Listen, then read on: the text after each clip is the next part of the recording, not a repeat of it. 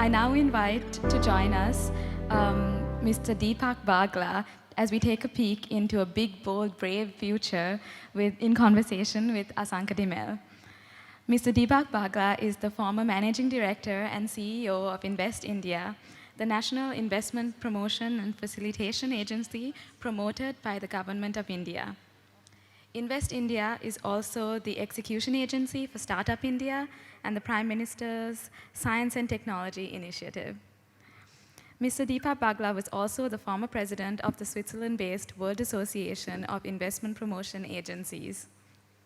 Let's welcome this incredible personality to the stage.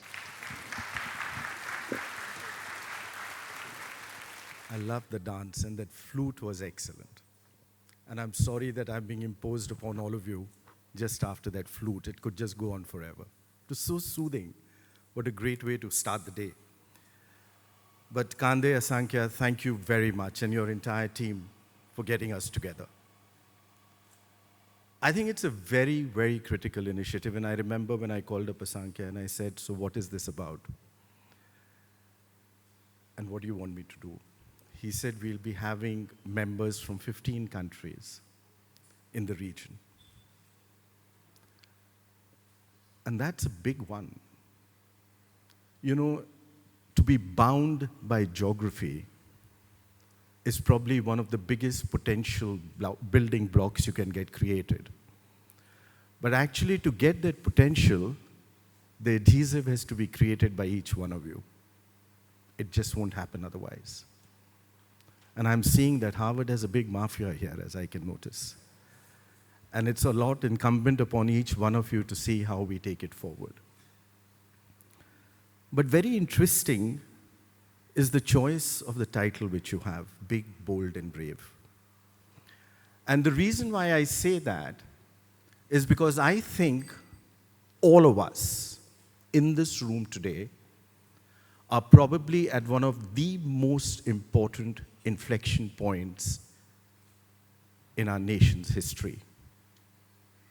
And the reason why I speak about that is because if you look at it, most of you are going through a process of elections. Elections is about leadership, but equally important, election is about each one of us. And just think about a voter, what goes through your mind when you go and put in that vote in the ballot. It's about what you expect and what you hope for. And I asked Asanka, so what do you want me to do? He said, talk about the magic of India. So I thought, let me just start, and he's given me 20 minutes.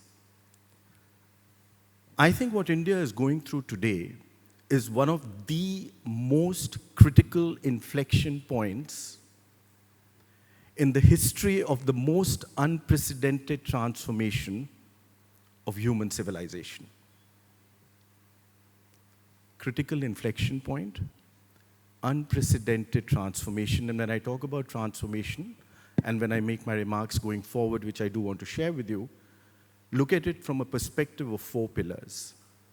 Transformation in the sense of scale and the pace, and the other 2 pillars of inclusion and empowerment. So let me tell you why are we at that inflection point and what is 2024 for us. 2024 for India. We logged in as the 7th year of the fastest growing large economy on the planet.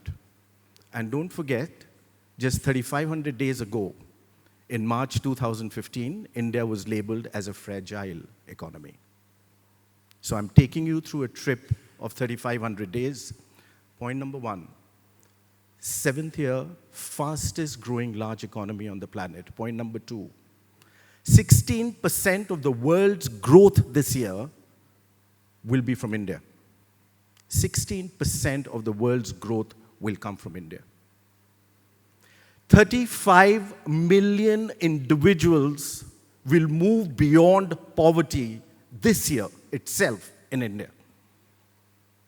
There's no parallel in human history to that number. And the last of that, the world's largest ever exercise and celebration of the free world will happen in India this year. Actually, the process has begun. In the next 60 days, we will be electing the 18th Parliament of India. Let me start with this dance of democracy and this celebration of freedom. This year, 969 million voters, 12% of the world's population, will be electing the 18th Parliament of India. 470 million women, 490 million men. What's the interesting part of it? 8,000 candidates plus for 543 seats. Over 2,600 political parties. In fact, 3 of the top 10 political parties of the world come from India. The number 1 political party in the world with over 110 million members. This is just the beginning of this exercise, and never before in human history have you had an exercise of that proportion. But I'll tell you the interesting part of that exercise. Of that 969 million, 18 million of them are above the age of 80. They were just about 2 or 3 years old when we got our independence. 238,000 above the age of 100, they'd become majors the day we got our independence on 15th August 1947. But most interesting, 197 million, remember that number, 197, under the age of 29. And why do I pick up under the age of 29? That is the average age of India today, and India remains one of the youngest democracies in the world all the way up to 2070. 197 million under the age of 29. And this is the generation which is creating the foundation of a new India. This is the generation which is aspirational. This is the generation which wants to partner with the world, which reaches out with their hand and is doing so. And actually, it's no secret when we all know that everybody is looking at Prime Minister Modi being sworn in for his 3rd term. And there's a reason to that. What has happened is a shift in the basis of Indian politics. What he's done as a leader is moved politics from the politics of grievances to politics of aspiration, to politics of getting things done, of delivery. And most important, a politics which is about looking forward to partner with the world. That fundamental change driven by a leader, led by a leader, and followed by the 1.4 billion human resource of India is the one which is creating that entire sense of achievements and celebrations. And please remember, this is an exercise with its entire complexity, is still held in the highest level of transparency and credibility. We have over 100,000 publications, close to 100 TV channels, each one of them looking at each and every aspect of this exercise to create it in that complete sense of transparency and credibility. Think about it when you step back. It is that inflection point which happens for us every 5 years. It's a reset in the minds of the people. It is a hope. It's an aspiration. And what I thought take you in those 20 minutes is where have we reached ourselves when we talk of that inflection point we are in today? What happened in the past 3,500 days which has brought us to this point? And where do we see ourselves in the next 3,500 days and the next 9,000 days? And when I say next 9,000 days, I say so because on 15th August 2047 is when India turns 100 years.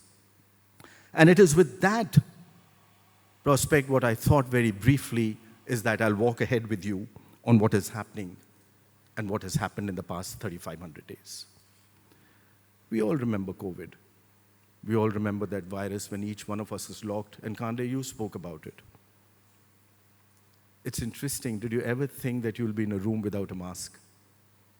We've all forgotten how we were locked into those rooms. And remember, when I talk of 3,500 days, I'm talking of that period which came in between. The world's largest vaccine program, over 2 billion vaccines, happened in India during that time. And you remember how we were all scuttling around to get that vaccine. In fact, on one day, on the 17th of September 2020, on one day itself, India did 20 million vaccines. You want to take a guess what was the global average daily during those days? 5 million, which the entire world did on a daily basis. India on that day did 20 million vaccines. It did it to show the resilience of a people. The world's largest housing program, 40 million families got new houses. You know, the numbers often take away what has gone on behind it. Did you ever think of the first time you moved into your apartment? What was that feeling about? The world's largest healthcare insurance program, 500 million Indians insured for healthcare. The world's largest healthcare program. The world's largest water sustainability program. Kande, you spoke about water. Even during that lockdown for those 24 months, 100 million new households got a tap in their households with running water. And please remember, even in that lockdown, just to put a tap, think of the exercise to take that pipe, water storage, water sourcing, water treatment, and putting it up in that village while we were all locked in our rooms individually. 100 million households even during that lockdown, and each household multiplied by 4.4. I'm talking of 440 million individuals. The last time you went for your long-distance run and you ran out of water, and if you were told it'll take you another 5 kilometers to get to the next one, that's when you realize the importance of how it changes your life. The world's largest financial inclusion program. 500 million new accounts, 67% of them from a village in India. And remember, 12% of the world's population lives in our villages. 55% women. And again, step back. Think of the first time you signed that check and the sense of empowerment it gave you. The sense of that feeling. These were the transformations which have happened in the past 3,500 days. And remember, I told you, look at the pillar of inclusion, look at the pillar of empowerment. That is where all this was coming in from. And one very core element why all this is happening, and I know it's a session which happens sometime later today and tomorrow, it's on digitization. General, to my mind, digitization, which Prime Minister Modi launched on 15th July 2015, has been one of the biggest elements in the history of India. It has democratized India. It has brought about that option of choice for each and every of our 1.4 billion lives. The access to opportunity, the access to the growth of the country, to the benefits of that growth, and to participate in that growth. On 15th August 2015, when he launched Digital India, our global ranking of per capita data consumption was 123. Why I bring this up to you? Because data is the new oil, as we know, and actually is the new source of AI which will take forward. By 19th January 2019, India was number one. It consumed more per capita mobile data than the US and China put together. This formed the core of the elements, and for today's talk, let me just pick up with you on 2 points. The first I want to talk is about real-time transactions, and the reason I pick up real-time transactions is because Digital India, what it shows when you do real-time transactions, how deep it has gone into the villages and the towns, how broad it has gone, and how fast it has been accepted by people. Remember, the future of any country and society is now dependent upon that society's relationship with technology. In 2021, 41% of the world's real-time transactions happened in India, 44 billion. China was number 2, 16.8 billion. 2022, 44 moved to 74 billion. Last year, 118 billion. The 41% market share has moved to 46% market share. And the story has just begun. The reason being that today I have 1 billion people on the phone, 1 billion people with a mobile, 1 billion people with a bank account, 1 billion people with a unique identity number. But I have 800 million on the net. Every second, 3 new people are joining the net, 2 of them from a village in India. In the next 24 months, I'll have 1 billion on the net. Can you think of the immense power that gets created? When I talk to you about 118 billion real-time transactions, it's only just begun. But I'll tell you now, what has started happening is we've started seeing some early results of the policies and the initiatives which Prime Minister Modi took during the past few years. And all again riding on the backbone of digitization. 16th January 2016, he launched Startup India. And you know the interesting thing about startups? Startup is not just about a set of people getting together to set up an enterprise. It's not just about enterprise. Startup is about giving solutions. Frugal solutions. I remember when we started with COVID, we did not have enough PPEs. You remember, we were all scurrying around the world to get PPEs and ventilators. It was my startups which got together. On the 20th of March, when we went into a lockdown, we had virtually no PPEs in India. By the 26th of July, we were exporting PPEs. My startups had gotten together. They had innovated themselves. They rebuilt their businesses. And they created all what was required. They brought a solution. On that day when he launched Startup India, we had about 220 startups across the country. Today, we have over 110,000 registered startups with the Government of India. Another 100,000 are, by market sources, are out there, which are there. But I'll tell you an interesting thing of the startups.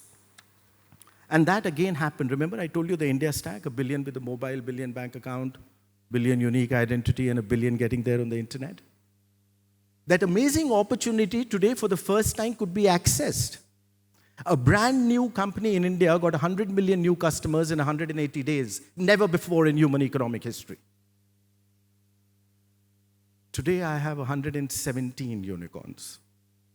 I remember 2019, we had a unicorn every 53 days. 2020, a unicorn every 33 days. 2021, a unicorn every 8 days. 2022, a unicorn every 16 days. Last year was a slow year. But what's interesting on my startup story, now let me explain that to you. Last year, 40% of angel funding for startups went to startups which had a global business model, not just India.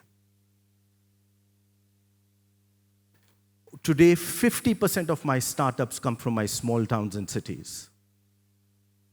The fastest growing startups are those coming out with women. That is the segment which is a very fast growing.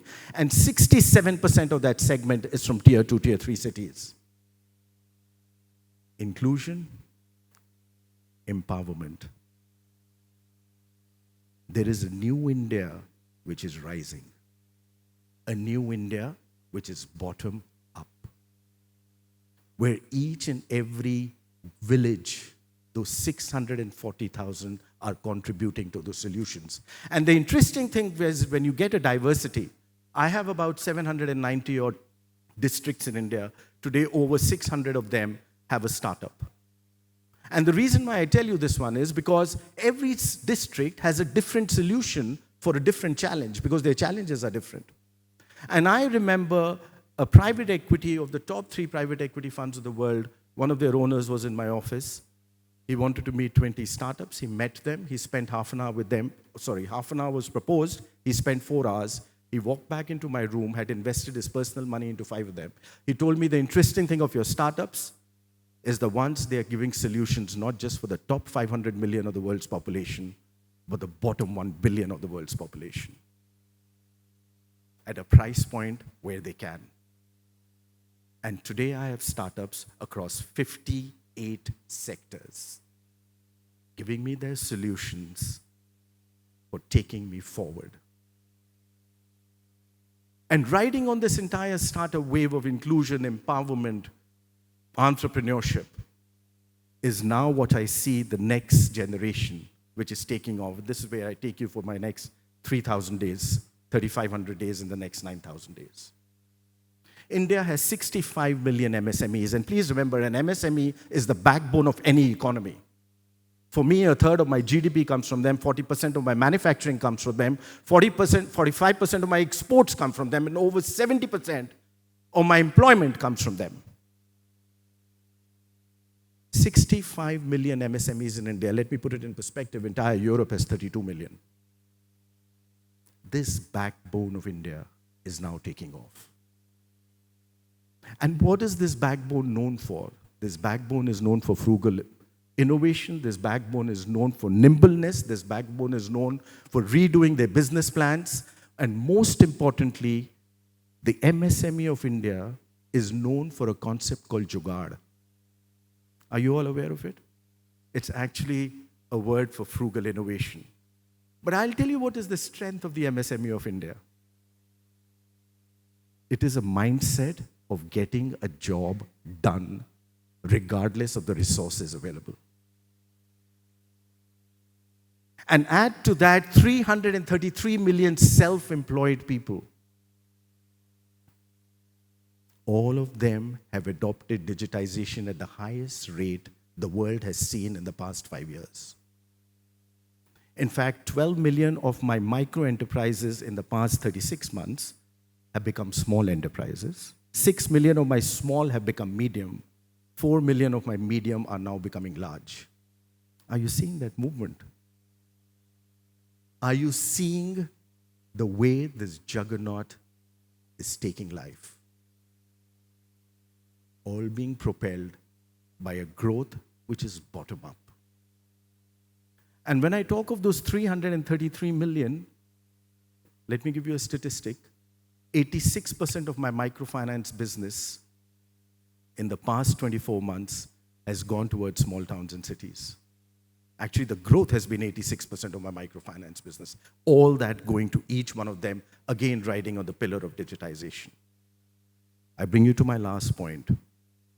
I know because I'm running out of time, to take you where we will be on the 15th of August, 2047. That's 9,000 days from today.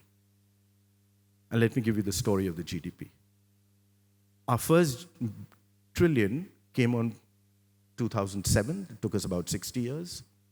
Second trillion, 2014-15, 7-8 years.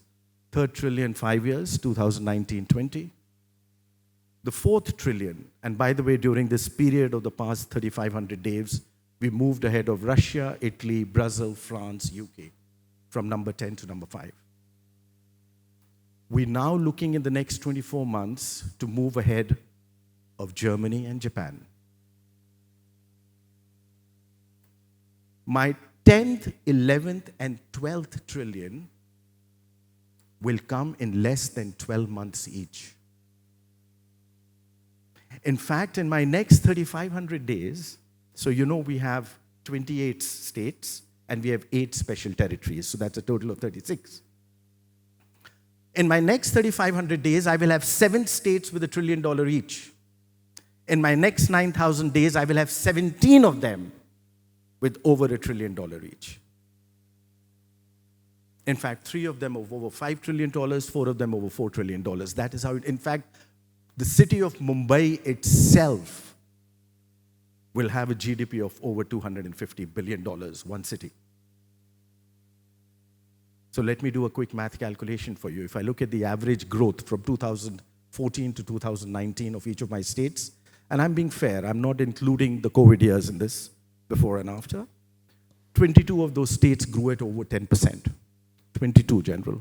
If I add up only those 22, it takes me to 42 trillion. Another 14 between 7 and 10. If I extrapolate that, that takes me to another 8. So ladies and gentlemen, on that 15th of August, 2047, I'll be about a $50 trillion economy. The world GDP is looking to be about 200 trillion. So on that day, 20% of the world's population will be from India. 21% of the world's workforce will be from India.